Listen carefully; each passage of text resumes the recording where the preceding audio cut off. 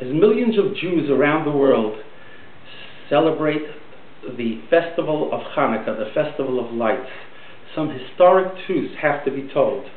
I want to apologize in advance if the severity of what I'm going to say might appear to be offensive to some people.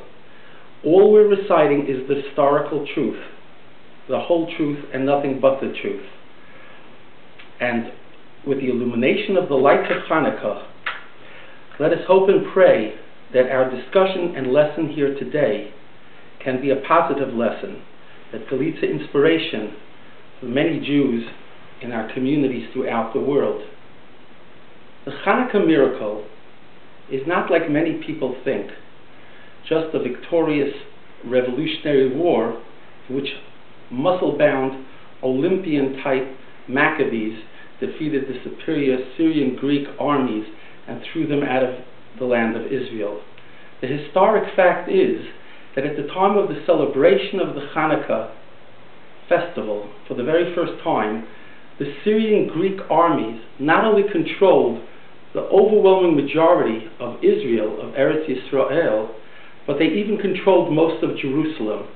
Historically, the only victory that the Jews had when they declared victory and instituted the Hanukkah festival was merely that they got back the real estate known as the Temple Mount, where they were able to celebrate the Jewish rituals in the temple without disruption. Now, what really happened Hanukkah?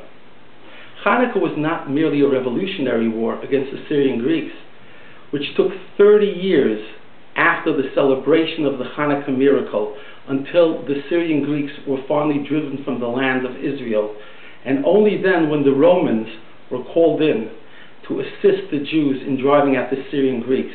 And historically, we know from the book of Josephus and many other sources that that led ultimately 200 some years later to the expulsion of the Jews from Israel by the Romans.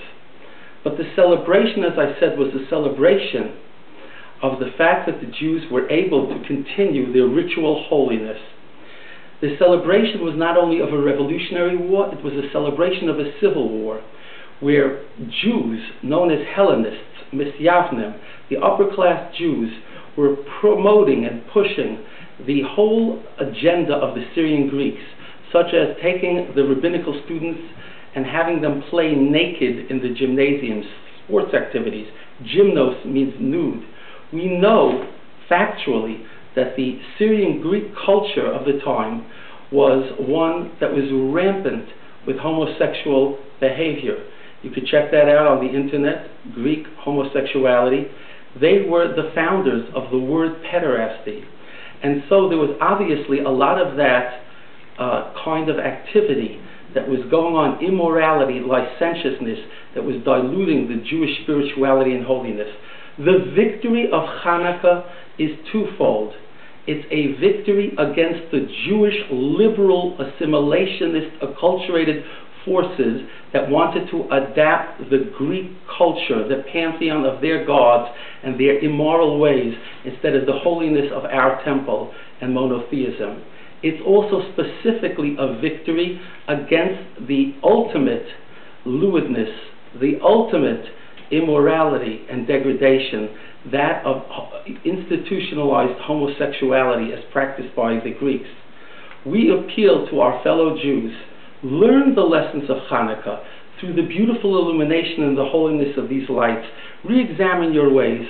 Ask yourself a question: are we standing up to the great self-sacrifice of the Hashmonaim and Maccabean Jews who stood up for holiness and who recognized that our leitmotif, as it states in the Bible, is to be a nation of priests, a monarchy of holy people?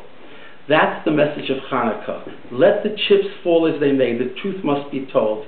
It's time for Jews to purge themselves of ritual immorality, of a relationship with the homosexual agenda. Come back home to morality, decency, and holiness. We'll leave the lights on for you. Thank you, and have a very happy Hanukkah.